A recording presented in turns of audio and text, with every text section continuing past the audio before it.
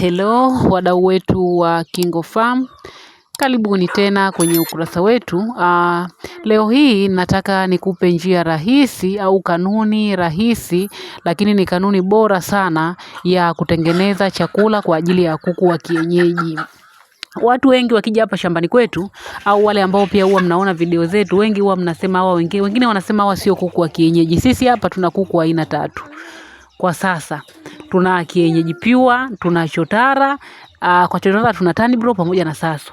Lakini pia tunafuga broiler. Na wakati mwingine huwa tunakuwa tuna layers, japokuwa kwa sasa hatuna layers. Lakini watu wengi wakifika hapa shambani kwetu huwa wanaona kama wale kuku pia sio kuku wa kienyeji. Na wengi pia ambao huwa mnaona YouTube pia huwa mnasema hii ni mbegu gani? Hawa ni kuku wa kienyeji tu kama kuku wengine. Tuna kienyeji lakini pia tuna chotara. Kienyeji nadhani ukiwaona utawajua. Hawanaga miguu minene sana kama ya chotara. Wenye miguu yao mara nyingi inakuwa ni miembamba. Sasa kuku wetu ukiwaangalia hata wa kienyeji ni kuku wakubwa ambao hata ukimwachia mayai 20 hata 30 ayakumbatie ule wakati wa kuwatamia huwa anayaweza yote kuyakumbatia. Lakini kuna siri ambazo zipo kwenye ufugaji. Siri sisi tunakupa bure kabisa. Siri ya hawa kuku wetu sisi kuwa na hii miili mikubwa na mizuri, hata kwa tetea. Hata ukiwaona jogoo wetu wa kienyeji ni wakubwa, ni wamenawiri, wamependeza. Lakini siri yao ipo kwenye chakula pamoja na booster za asili. Sasa kwa kuwa ni kitu ambacho kinawezekana kwa kila mtu, na wafugaji wengi wa kuku wa kienyeji nadhani tuna uwezo pia wa kutengeneza hiki chakula bora kabisa kwa njia rahisi kabisa, ukawapa kuku wako wa kienyeji wakanawiri, wakapendeza.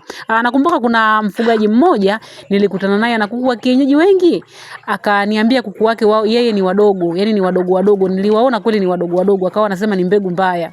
Lakini nikamwambia ajaribu kubadilisha chakula. Akabadilisha chakula, akawatengenezea chakula vizuri kabisa, akawapa. Nadhani kwa muda wa miezi 2 mfululizo akawa akiwapa kile chakula alichokitengeneza. Kuku wake wale walibadilika. Walikuwa kuku wakubwa, walinawiri, hata yeye mwenyewe alifurahi sana. Sasa hizo njia ambazo utazitumia kutengeneza chakula cha kuku wa kienyeji ni njia za kawaida. Kwanza kabisa hakikisha unapata pumba ambayo nadhani kila mfugaji anaweza kuipata. Utapata pumba, lakini tafuta mahindi ya kupalaza. Mahindi ya kupalaza kuku wao wanayapenda sana, chotara hata broiler, kwa sababu yale mahindi yenyewe yanawafanya waweze kushiba, wawe na nguvu. Wakila pumba ni chakula ambacho wanakula tena, yani hawashibi vizuri. Kwa hiyo wakila wanaendelea kula tena. Lakini kwenye kile chakula ukaja ukaweka na yale mahindi, ukikosa ya mahindi unaweza kuweka mtama. Ukaweka mtama, kama kuna ngano unaweza ukaweka. Hivi vyote hivi kazi yake ni kufanya wawe strong, wawe na nguvu. Pia hakikisha unapata mashudu ya alizeti. Mashudu ya alizeti nadhani yanapatikana maeneo mengi sana. Kwa maeneo ya huku vijijini sisi huwa tunayapata kwa bei nafuu kabisa. Kwa hiyo ukipata haya mashudu ya alizeti, andaa na pumba ya dagaa. Pumba ya dagaa unaweza ukaenda kwa wale wauza dagaa wakakupa yale mabaki ambayo huwa yanabaki baada ya wao kuuza dagaa kule sokoni, au kwa watu wanauza madagaa, wale wanauza dagaa wengi sana, wale wanakuwa na mabaki ambayo hayafai kuuzwa kwa binadamu. Kwa hiyo huwa wanayatumia kwa ajili ya wanayauza tu kwa wale wafugaji. Kwa hiyo unaweza ukanunua mabaki haya ya dagaa. Lakini vile vile kama utaweza kupata na soya, tumia soya ya mafuta. Kuna soya kavu na soya ya mafuta. Kwa hiyo wewe kama utaweza kupata soya ya mafuta, japo hapo kwenye soya sio lazima sana, kwa sababu kwenye soya tunaongeza protini. Na kama kwenye dagaa tayari umeshapata dagaa, dagaa pia na yenyewe ina protini. Ila kama utapata na soya itakuwa ni vizuri zaidi, tumia soya ya mafuta. Lakini vile vile hawa kuku wako wa kienyeji kama watakuwa wapo kwenye ile rika la kukua, hawajafikia kutaga, yani ni chini ya miezi 4, basi wanunulie na ile broiler premix. Broiler premix ni virutubisho ambavyo huwa vinauzwa kwenye maduka yale ya mifugo, vinakuwa vimechanganywa vitamini, madini na kadhalika kwa ajili ya kuwaboost kuku. Kwa hiyo pata na hii broiler premix kama ni kuku watakuwa wako chini ya miezi 4. Ila wale ambao wako zaidi ya miezi 4 wanunulia ya premix. Ya premix nayo ni hivyo ni virutubisho ambao vinakuwa vina madini, vina protini na kadhalika, wamechanganya virutubisho mbalimbali kwa ajili ya kuongeza kwenye chakula ili kufanya chakula kizidi kuwa bora zaidi. Lakini pia usisahau kuweka DCP. Hizi DCP na premix hizi ni kwa kiwango kidogo sana, tofauti na inavyotumika kwa broiler, ni kwa kiwango kidogo. Hii DCP kazi yake ni kuongeza madini ya calcium. DCP ina madini ya calcium na phosphorus, lakini lengo kubwa ambalo tunakuwa tumefuata pale ni yale madini ya calcium. Inawekwa kwa kiwango kidogo tu, wala sio kiwango kikubwa kama kwa kuku wa kisasa. Na kitu kingine ambacho utatakiwa ongeza na unga wa mkaa. Unga wa mkaa huu utaupata kwenye yale mabaki yale ya mkaa. Kama huwa unatumia mkaa, basi ile chenga za mwisho zisizotumika uwezi sage, ziandae vizuri kwa ajili ya kuweka kwenye chakula. Kazi ya ya hii unga wa mkaa, watu wengi sana wamekuwa wakituuliza. Kazi ya kwanza huwa inaongeza pia madini ya calcium. Lakini kazi ya pili, huu mkaa huwa una uwezo mkubwa sana wa kupambana na bakteria. Kwa hiyo unakinga magonjwa ya miharo ambayo kuku anaweza kayapata, labda alidonoa sehemu akaenda akala chakula ambacho kina mkaa, basi ule mkaa pia huwa una uwezo wa kuzuia hii miharo. Lakini vile vile huu mkaa utamfanya yule kuku hata akijisaidia kinyesi kisiwe na harufu. Una uwezo wa kuzuia ile harufu ambayo ipo kwenye kinyesi cha kuku. Kwa hiyo hata banda lao litakuwa halina harufu kama utakuwa unawapa mkaa. Lakini kitu kingine huwa tunaongeza majivu. Majivu nayo ni kama mkaa kwa sababu nayo yanaongeza madini, lakini vile vile majivu pia huwa yanazuia hayo magonjwa ya bakteria pamoja na virusi. Majivu yana uwezo mkubwa sana wa kupambana na virus pamoja na fungus. Kwa hiyo utaweka na hayo majivu. Ukitumia hivi vitu vyote kutengeneza chakula cha kuku wa kienyeji, lazima kuku wako wa kienyeji anawiri, apendeze na akupe matokeo mazuri.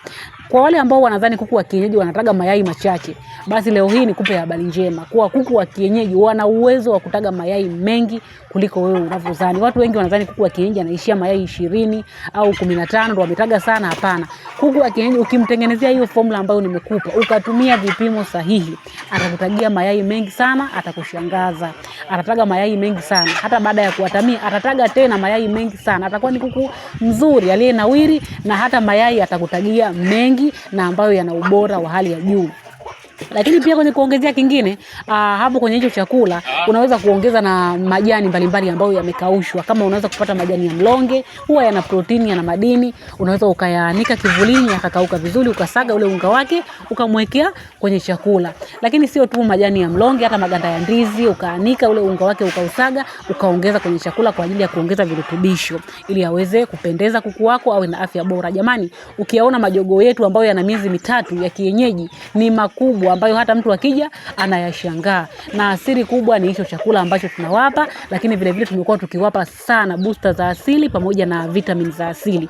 Sasa ukitaka kuona vizuri hii formula pamoja na vipimo vyake, kwa sababu pia hapa usikosee vipimo. Ukikosea vipimo unaweza ukaona hitilafu fulani kwa kuku wako. Kwa sasa kwenye kipengele kile cha madini, ukitengeneza chakula ukakosea kipimo cha madini, kuku wako huwa wanavunjika miguu, wanashindwa kutembea kabisa, au pia unaweza ukaweka madogo kiasi kwamba yasifanye kazi kabisa. Nunua kile kitabu chetu cha ufugaji bora wa kuku wa kienyeji. Tumeelekeza hatua kwa hatua za kumfuga kuku wa kienyeji kuanzia kifaranga mpaka anakuwa mkubwa, pamoja na formula zote za chakula na vipimo vyake maalum vya kutengenezea hicho chakula. Pia tuna kile kitabu cha tiba za asili, kitakusaidia sana kwenye kuwatibu, kuwakinga kuku wako wa kienyeji kwa kutumia mimea tu, lakini vile vile kitakusaidia kwenye kuwaboost kwa kutumia mimea mbalimbali. Pia tuna kitabu cha ufugaji wa broiler kama wewe ni mfugaji wa broiler, na pia tuna kitabu cha safari ya ufugaji. Hiki kinakupa mwongozo mzima wa kumfuga chotara pamoja na layers.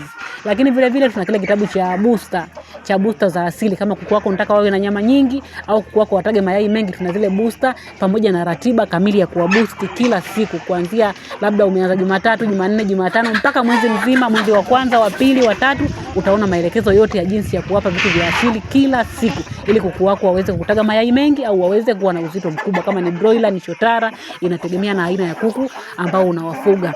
Pia tuna kile kitabu cha kutengeneza incubator, kinaelekeza hatua kwa hatua za kutengeneza incubator. Pia tunakupa na video ambayo inaonyesha jinsi ya kutengeneza incubator rahisi tu, incubator ya bei nafuu, incubator ya box. Ila hii incubator ya box inachukua mayai chini ya 20. Lakini pia sisi KingoFarm tunauza incubator.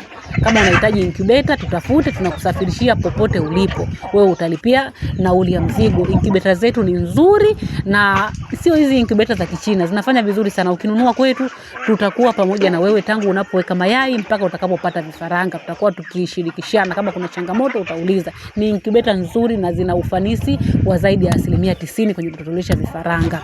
Gharama ya kila kitabu ni shilingi 10,000. Ukilipia tunakutumia soft copy ya kitabu kwa njia ya WhatsApp. Pia tuna kundi la mafunzo, ada yake ni 8,000 tu. Ukilipia tunakuunga. Na incubator zipo za bei tofauti kuanzia 3,500 ya mayai 60 na kuendelea. Kama unahitaji, chukua namba kwenye video na utupigie au ututumie ujumbe. Asanteni sana, tunawapenda.